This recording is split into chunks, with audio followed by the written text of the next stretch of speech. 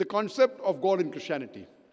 Before I discuss the concept of God in Christianity, I would like to make a few points clear. Islam is the only non-Christian faith which makes it an article of faith to believe in Jesus Christ, peace be upon him. No Muslim is a Muslim if he does not believe in Jesus Christ, peace be upon him. We believe that he was one of the mightiest messengers of God. We believe that he was the Messiah, translated Christ. We believe that he was born miraculously without any male intervention, which many modern day Christians today do not believe. We believe that he gave life to the dead with God's permission. We believe that he healed those born blind and lepers with God's permission. The Christians and the Muslims, we are going together. But one may ask, then where is the parting of ways?